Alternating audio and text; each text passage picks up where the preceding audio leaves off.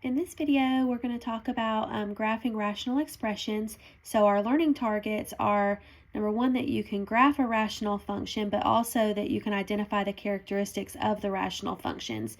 So for our class on remote learning, we're going to focus mostly on the characteristics and being able to identify the wholes and the asymptotes, the x-intercepts and the y-intercepts.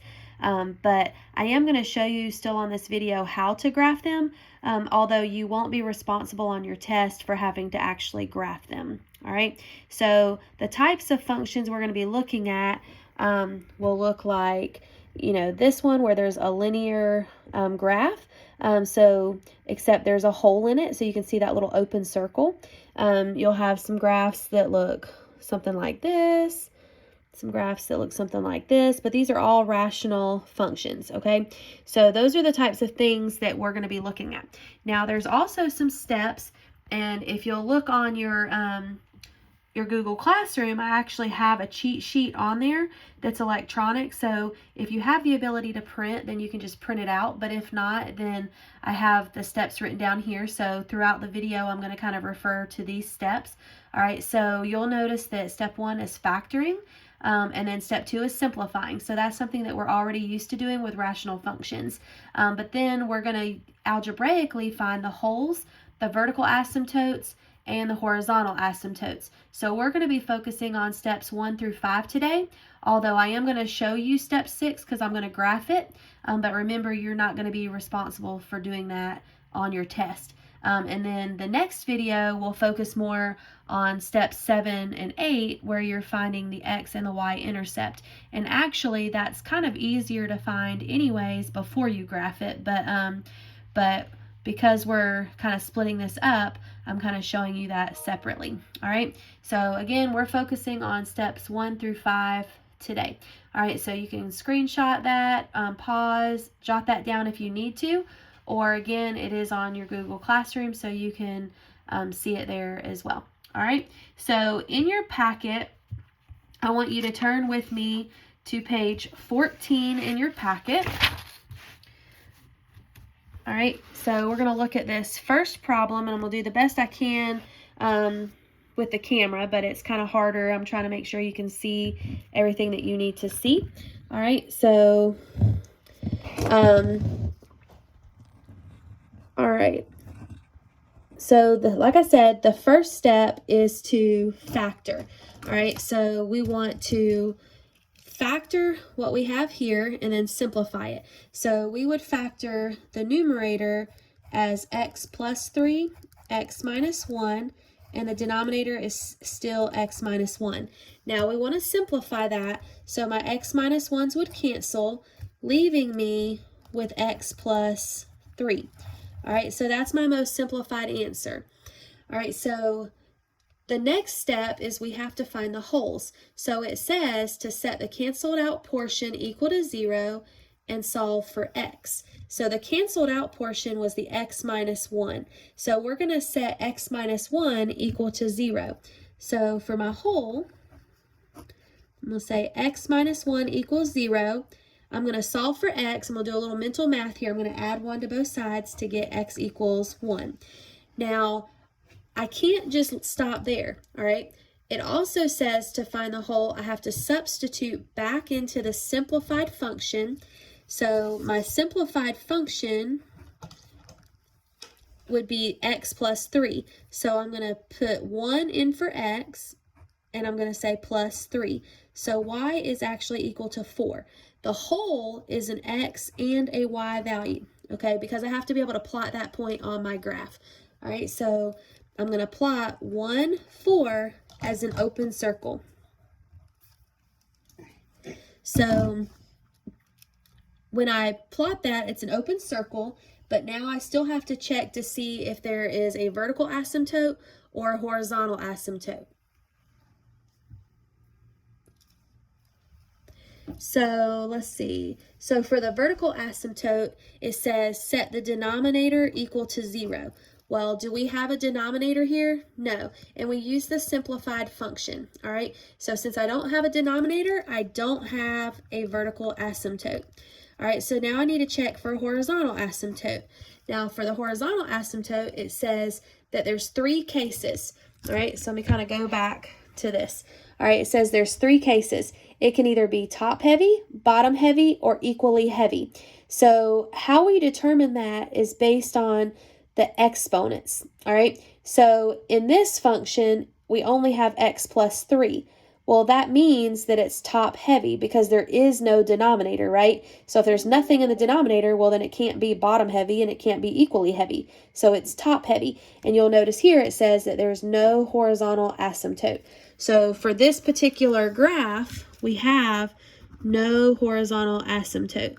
All right, and now that I'm right here, I'm just kind of showing you more visually. All right, I could look at the simplified function and see that there is no denominator.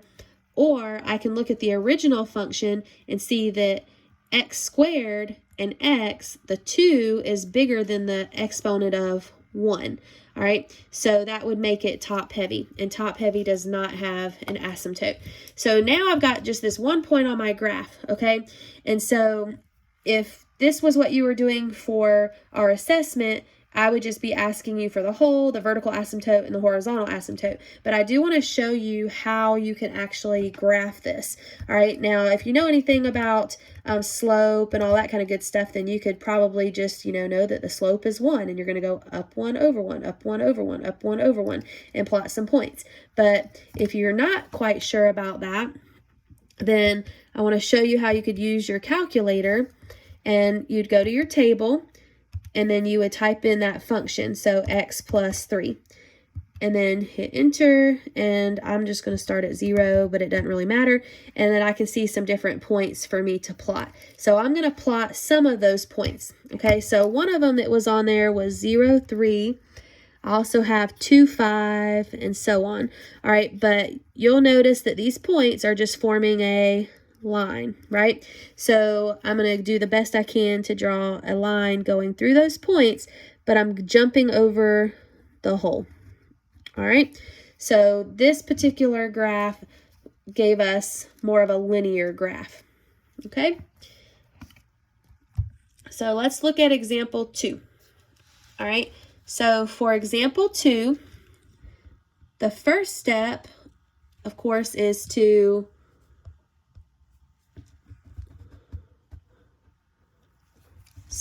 factor and simplify. So we're going to factor this. It would be x plus 4, x minus 1 over x plus 4, x minus 2. And then we're going to simplify. So the only thing that cancels out is the x plus 4s, which leave me with x minus 1 and x minus 2. So I'm circling that because that's what I want to kind of focus on, going forward. All right, so my first step is to find the whole. All right, so my whole, I'm going to set the x plus 4 equal to 0 and solve for x. That's the x value of my whole, but I still need to substitute back in to get the y value. So I'm going to have a negative 4 minus 1 over negative 4 minus 2 because I'm substituting it into the simplified function. All right, and then that would give me negative 5 over negative 6, which would give me a positive 0.83 or 0.8. So my whole is going to be negative 4.8. And I'm only using 1 decimal because the size of my graph, that little decimal here, the 100th place, is just not going to make or break my graph. All right, so I'm going to go to negative 4 up a little, and I'm going to plot a whole. All right, so that's where my whole is.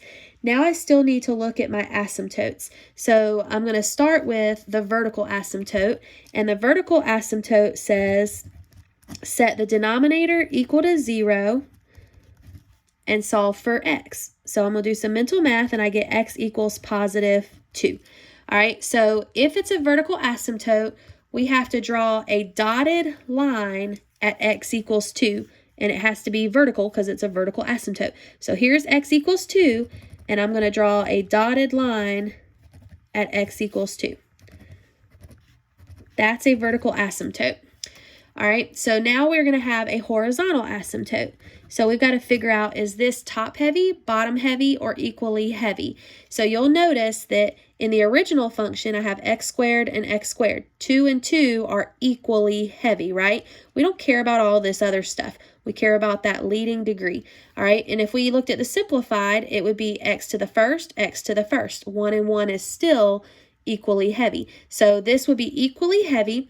So it tells us that if it's equally heavy, we're going to say the y equals the leading coefficient over the leading coefficient. Now, it doesn't matter if you use the original or the simplified, and in both of these, it's 1 anyway. So 1x squared, 1x squared, 1x, 1x. So it would be y equals 1 over 1, which is just y equals 1. So my vertical asymptote is y equals 1. So I'm going to go to the y value. I said vertical, I meant horizontal. All right, so the horizontal asymptote is y equals 1. So I'm going to go to y equals 1, and I'm going to draw a dotted horizontal line for that. All right, so there's my horizontal asymptote. All right, so if I wanted to continue on and graph that, then I would plot some additional points. I would enter that into my calculator, and I'd get some extra points. And one of the points that I would get would be 1, 0. I would also get 3 something. I can't really tell it. I'm looking at a graph, so I don't have to spend time doing all that part in the video, but I may have to. So if I showed you this in the video, I would go to my table and I'd do n over d, and I'd say x minus 1 over x minus 2. And I'm going to start at 0, and I'm really looking for just some whole points. So I have 1, 0. So you'll notice I plotted 1, 0. I also have 3, 2. So I plotted 3, 2 right there. All right. And I have a lot of points. I mean, there's a lot of fractions and stuff like that. All right, but I need to focus mostly on the whole points, and I can plot some of those other fractions if I need to. And I know this seems like that's not enough, right? But what you have to understand is an asymptote is something that your graph approaches. Okay, so it's kind of like, you know, driving on the interstate and, you know, there's a median wall. You can get really close to that median wall, but you don't want to cross it. All right. Now, there's going to be some other examples later that's going to kind of contradict what I just said, okay? So there's going to be some graphs later that have more than these two asymptotes. And so what happens is a point can approach two asymptotes, but there may be a third asymptote that it jumps over, okay? And we'll get to some of those later. So if I look at this point, I have to approach this asymptote, and I have to approach this asymptote. And then I have these 2 points over here, a hole and a point, and it's going to approach this asymptote, and then it has to come up to the left, approaching this asymptote, but jumping over the hole. Okay, so that's what that graph would look like. All right, another example, number 3, we would factor the numerator. So I would have x plus 3, x minus 2, over x plus 3. I'd simplify to get x minus 2 because these two cancel out. All right. So when I look for my holes, I'm going to set the x plus 3 equal to 0 because that's the part that got canceled out. And then I would get x equals negative 3. I substitute it back into that simplified function. So negative 3 minus 2 is negative 5. So my hole is at negative 3, negative 5. So at negative 3, negative 5, I'm going to plot a hole. All right. Now, I'm going to also check for a vertical asymptote and a horizontal asymptote. Now, vertical asymptote says set the denominator equal to 0, but I don't have a denominator in my simplified function, so there's no vertical asymptote. Horizontal asymptote, well, I have to look for top heavy, bottom heavy, or equally heavy. And so this would be top heavy because there is no denominator. Or I could look here and see 2 and 1, well, that would still be top heavy. So if it's top heavy, then there is no horizontal asymptote either. All right, so no asymptotes. So now I would use my calculator to get some additional points. And if I did that, I would get 0, -2. I'd get -1, -3. I'd get all kinds of points, okay? But I'm plotting some of these just so you can kind of see what it would look like, all right? But long story short, it's going to give you something that looks linear. And I got a little off track there, but you get the drifts, all right? So I would have something that looks linear. All right, so if there's no asymptotes, you're going to get graphs that look like this. All right. All right, so example 4, we're going to factor. So we would have x plus 2, x minus 2. That's difference of squares. And then we would have x plus 4 and x plus 2. So my x plus 2's would cancel. So that's going to help me get my whole in a little bit, but that leaves me with x minus 2 over x plus 4. All right, so you should already be starting to think about some stuff, right? So if I looked at my wholes, or whole, sometimes you have more than one thing that cancels out, so sometimes we do have more than one whole. All right, but what canceled out was the x plus 2. So if I solve for x, I get -2.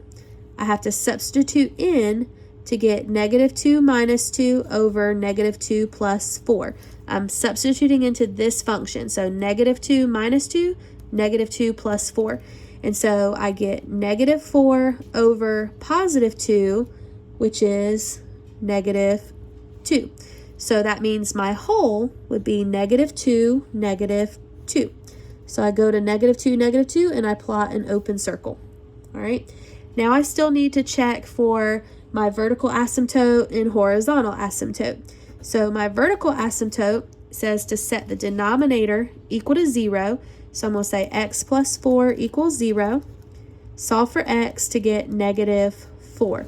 So at -4, I would plot a dotted vertical line because it's a vertical asymptote. All right, so I went to the x equals -4 on the axis and vertical dotted line. All right, so now I need my horizontal asymptote. And so we have to figure out if it's top heavy, bottom heavy, or equally heavy. And this one is equally heavy because I have x squared and x squared. So 2 and 2 are equal. Or I can look at the simplified and it would be like a 1 and a 1, which are still equal. So if it's equally heavy, it says to use the leading coefficient over the leading coefficient. Well, in this case, the leading coefficient is 1x squared, 1x squared, 1x, 1x. So it's still 1, right? So 1 over 1 is, of course, 1. So at y equals 1, I have to have a dotted horizontal line. All right, so that's my horizontal asymptote. So now that I see these asymptotes, it starts to tell me what my graph's going to look like. I'm expecting something to curve over here, and I'm expecting something to curve over here, okay? It's always going to be like zigzagged, okay? So if you have something high, then you'll have something low, all right? Or if you had something low, you'd have something high, all right? So it does always zigzag, but I do need to get some extra points here, all right? So in my calculator, I got -7, 3. I got -6, 4. And I'm just kind of looking at some of my whole number points. -5, +7. And then I got, let's see, -3, -5. -1, -1. 2, 0. And then that's pretty much it. So that's actually quite a few points, and that can help me kind of see my graph. But realistically, I really only need 1 point in each region because I know that those points are just going to approach the asymptote. So I'm going to curve up towards my asymptote and then down to the left towards this asymptote. And then I'm going to go to this one and I'm going to curve through these points towards both asymptotes. All right, so that's what my graph looks like. Now, from here, we could answer all kinds of questions. We could also look at x-intercepts, y-intercepts, domain, range, and all that kind of good stuff. But for this video, we're focusing on holes, vertical asymptotes, and horizontal asymptotes. So remember, on your assignments for me, we're going to be using Delta Math, but you're going to have to identify your holes, your vertical, and your horizontal asymptotes. You're not actually going to have to graph it. Okay, I'm just trying to show you the graphs because I want you to have exposure, because if we weren't doing remote learning, you would have to do all of these graphs. All right, so if you'll flip over, I want to look at one more example with you, because this one actually has multiple asymptotes, and so I'm on page 16 in your packet. All right, so the first thing we would do is factor. So x plus 2, x minus 2 over x minus 2. All right, so let me make sure I picked the right one. No, actually, I did not pick the right problem. Sorry, y'all. Let's flip over to number 3 on page 17. All right, sorry about that, but I'm trying to do this and be very strategic. Okay, so all right, so let's look at number 3 on page 17. So I'm going to factor, and I would have -5 over x minus 3 and x plus 1. All right, and you'll notice that nothing can cancel out. So what does that mean? That means we do not have any holes, okay, because nothing cancels. So NA, because nothing canceled. All right, you wouldn't have to put nothing canceled, but I'm putting that just so that you kind of know why I did that. All right, so no holes to graph. All right, so now we're going to look at the vertical asymptotes. All right, now the vertical asymptotes, we have to set the denominator equal to 0, but you'll notice that there's 2 separate factors in the denominator. That means we have to set both of those equal to 0. So x minus 3 equals 0, and I would get positive 3. But I also have to set x plus 1 equals 0 to get -1. All right, so on this problem, we have 2 separate vertical asymptotes. We have to go to x equals 3 and have a vertical asymptote there. All right, and we also have x equals -1, so we have a vertical asymptote there. All right, so now I need to look at my horizontal asymptotes. All right, so I've got to figure out top heavy, bottom heavy, or equally heavy.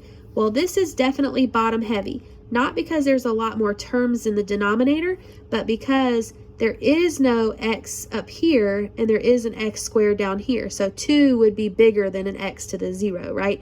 So it's bottom heavy. And so if you look at your cheat sheet, it says if it's bottom heavy, then y is equal to 0. All right, so I'm just putting bottom heavy here. So y equals 0. All right, so at y equals 0, I'm going to have a dotted horizontal line. I'll try to make this fatter so that it stands out a little bit more.